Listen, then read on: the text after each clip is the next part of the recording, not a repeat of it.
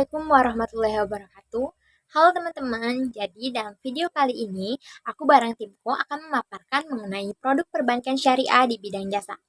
Setiap bank mengalami perkembangan dalam pelayanannya dan memiliki suatu daya tarik dalam melaksanakan berbagai kegiatan perbankan berupa produk penghimpun dana dan penyaluran dana baik dalam bentuk uang, jasa maupun barang. Seperti contoh produk perbankan syariah di bidang jasa yang akan kami bahas yaitu mengenai wakalah dan RAN. Yuk langsung aja kita bahas bareng aku Andi Hardianti dan anggota timku yaitu Amira Gusti bersama Mutiara akan bahas mengenai RAN, Lydia dan aku akan bahas mengenai wakalah. Baiklah, saya akan menjelaskan tentang wakalah. Pengertian wakalah. 1. Pengertian wakalah. Wakalah dalam hukum Islam adalah pelimpahan kekuasaan seseorang sebagai pihak pertama kepada orang lain sebagai pihak kedua dalam hal-hal yang diwakili. Wakalah dalam bahasa Arab berarti menolong, memelihara, mendelegasikan, atau menjadi wakil yang bertindak atas nama orang yang diwakili. Secara istilah, wakalah berarti tolong-menolong antar pribadi dalam suatu persoalan ketika seseorang tidak mampu secara hukum atau mempunyai hal untuk melakukannya. 2. Landasan hukum wakalah. Islam mengisyaratkan al-wakalah karena manusia membutuhkan. Tidak setiap orang mempunyai kemampuan untuk kesempatan untuk menyelesaikan segala urusan sendiri. Dalam hukum Islam, dalam hukum dasar wakalah, wakalah boleh dilakukan dalam ikatan kontrak yang diisyaratkan dengan dasar hukum ibadah atau diperbolehkan. Al-wakalah bisa menjadi sunnah, makruh, haram, atau bahkan wajib sesuai dengan niat pemberian kuasa. Adapun landasan hukum wakalah. Al-Quran. Al-Quran didasarkan wakalah dalam Al-Quran surat Al-Kahfi ayat 19 dan surat An-Nisa ayat 35. Ayat-ayat tersebut menyimpulkan bahwa dalam hal muamalah dapat dilakukan perwakilan dan bertransaksi. Ada solusi yang bisa diambil manakala manusia mengalami kondisi tertentu yang mengakibatkan ketidaksanggupan melakukan segala sesuatu secara mandiri. Hadis.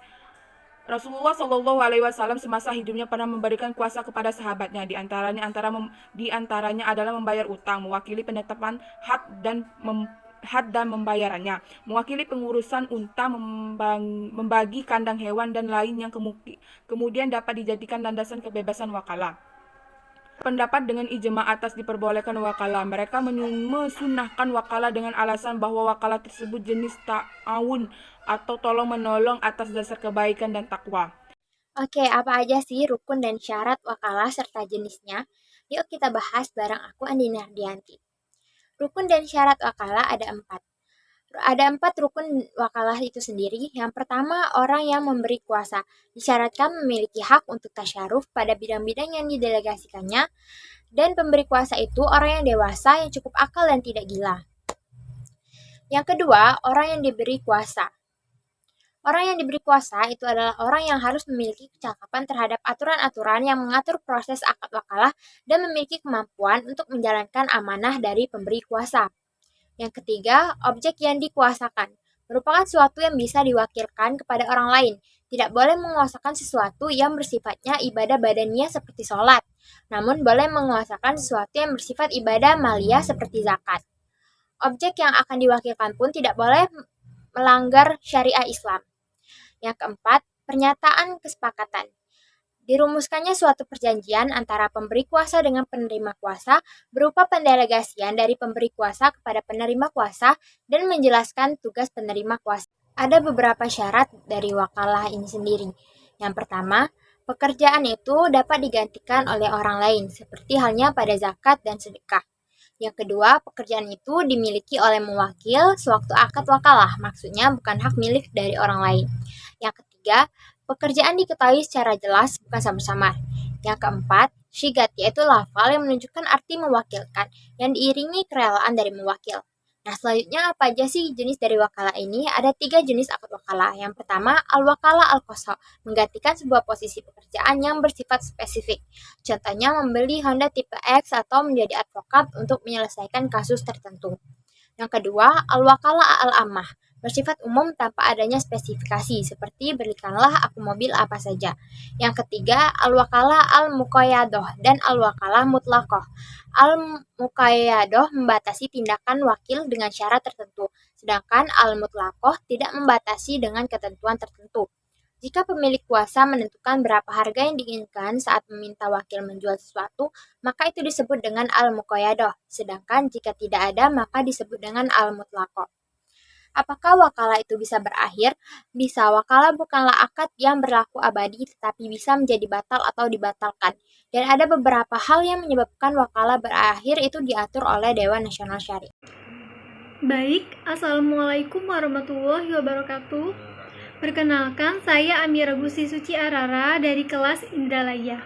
Di sini saya akan menjelaskan mengenai akad ran, yaitu pertama pengertian akad ran, yang kedua dasar hukum akad ran, dan yang ketiga ketentuan akad. Baik, langsung saja yang pertama yaitu pengertian akad ran. Sebelum memahami apa itu akad ran, terlebih dahulu memahami apa itu ran. Ran secara bahasa artinya tetap, kekal, dan jaminan. Sedangkan secara istilah artinya menyedera sejumlah harta sebagai jaminan dan dapat ditebus kembali. Nah, akad ran sendiri memiliki arti yaitu perjanjian utang piutang dengan penyerahan barang sebagai jaminan atas utang tersebut. Nah, barang jaminan tersebut memiliki beberapa persyaratan. Yang pertama yaitu memiliki nilai ekonomis yang artinya dapat dijual dan berharga, dan yang kedua yaitu barang tersebut dapat dijual untuk melunasi utang tersebut, dan yang ketiga, barang tersebut tetap milik si penyerah barang namun dapat dikuasai oleh penggadai. Dan yang terakhir yaitu barang tersebut memiliki nilai penurunan secara bertahap. Maksudnya yaitu penurunan nilainya tidak secara drastis. Baik, selanjutnya mengenai dasar hukum akad ran. Yang pertama yaitu Al-Quran Surat Al-Baqarah ayat 283, yang mana secara garis besar menegaskan bahwa akad ran ini diperbolehkan, yaitu berupa sistematika dari akad ran, yaitu diperbolehkannya berhutang dengan adanya jaminan serta tetap membayar utang tersebut. Dan yang kedua yaitu hadis riwayat Bukhari dan Muslim, yang mana menceritakan bahwa Nabi Muhammad sendiri pernah melakukan akad ran berupa penggadaian atau jaminan baju besi kepada kaum Yahudi. Baik, yang ketiga yaitu ketentuan dari akad ran. Syarat-syarat akad ran yang pertama yaitu adanya pihak yang berakad. Dalam akad ran sendiri dikenal yang namanya rahin dan murtahin, yang mana rahin adalah orang yang menyerahkan barang dan murtahin adalah orang yang menerima barang tersebut, yang mana pihak yang berakad ini memiliki beberapa persyaratan. Yang pertama yaitu berakal, yang kedua balik, dan yang ketiga memiliki cakap hukum. Syarat yang kedua yaitu sigat, berupa lafaz keridhaan dari kedua belah pihak atau dikenal sebagai ijab kabul. Contohnya begini, aku gadaikan barangku dengan harga 600.000. Lalu dijawab bahwa aku terima barang tersebut senilai 600.000. Ketiga adalah barang yang dijaminkan atau diakadkan memenuhi persyaratan dan ketentuan yang telah saya jelaskan pada materi sebelumnya. Dan syarat yang terakhir yaitu memenuhi persyaratan, antara lain pertama yaitu marhun bin yaitu utang, dan yang kedua yaitu syarat marhun berupa agunan. Perkenalkan, saya Mutiara dari kelas Indralaya. Di sini saya akan memaparkan materi mengenai ran atau gadai, di mana telah dijelaskan di sebelumnya, yaitu dijelaskan oleh saudari Amira, bahwasannya pengertian ran itu apa, landasan hukumnya bagaimana, dan syarat dan ketentuan dari akad ran itu seperti apa. Nah, di sini saya akan melanjutkan mengenai pemanfaatan barang gadai. Dalam pemanfaatan barang gadai, sebenarnya mengambil manfaat dari barang tersebut tidak diperbolehkan, baik dari pemilik barang tersebut maupun dari pihak banknya. Karena di sini status barang gadai tersebut hanya sebagai jaminan hutang. Namun, hal tersebut diperbolehkan jika telah disetujui oleh kedua belah pihak dan telah diketahui oleh kedua belah pihak. Seharusnya juga pemanfaatan barang telah disepakati di awal perjanjian akad. Misalnya, seorang penggadai ini menggadaikan sapi, lalu pihak bank maupun pemiliknya diperbolehkan untuk memanfaatkan sapi tersebut seperti mengambil susunya. Hal ini dikarenakan untuk menghindari hal-hal yang tidak berfungsi atau sia-sia yang bisa disebut dengan mubazir. Lalu selanjutnya ada perlakuan bunga dan riba dalam perjanjian gadai. Perbankan syariah tidak menekankan pemberian bunga dari barang gadai tersebut. Namun, walaupun tanpa bunga, bank syariah tetap mendapatkan keuntungan yang diperoleh dari biaya pemeliharaan barang gadai. Mekanisme operasional dari pegadaian bank syariah ini yaitu nasabah menyerahkan barang bergerak dan kemudian pegadaian menyimpan dan merawatnya di tempat yang telah disediakan oleh pegadaian. Nah, akibat dari proses penyimpanan barang gadai tersebut, timbullah biaya-biaya yang meliputi nilai investasi tempat penyimpanan, biaya perawatan, dan keseluruhan proses kegiatan. Atas dasar inilah diperbolehkan bank syariah tersebut mengenakan biaya sewa kepada nasabah sesuai jumlah yang telah disepakati oleh kedua belah pihak. Nah, di sini terdapat perbedaan antara bank konvensional dan bank syariah, di mana bank biaya sewa modal dan biaya jasa simpan. Di bank syariah tidak memberlakukan adanya bunga gadai karena riba. Riba ini termasuk dalam larangan syara. Nah, yang dapat membebani sebelah pihak yaitu pihak dari penggadai atau nasabahnya yang akan merasa teraniaya dan tertekan karena ia harus wajib membayar hutangnya lalu ditambah dengan kewajiban membayar bunganya. Yang keenam ada mengakhiri akad ran. Jenis pelunasan pada pegadaian syariah terdiri dari pelunasan penuh, utang gadai, angsuran, dan tebus sebagian. Pada dasarnya nasabah dapat tempo. Setelah hutangnya lunas, maka ia dapat mengambil barang yang digadaikannya dan barang gadai tersebut akan seutuhnya menjadi kepemilikannya. Yang terakhir ada keistimewaan gadai syariah, di mana terdapat keistimewaan dari pegadaian bank syariah, yaitu yang pertama prosesnya cepat, yaitu nasabah dapat memperoleh pinjaman yang diperlukan dalam waktu yang singkat, misalnya dalam waktu 15 menit.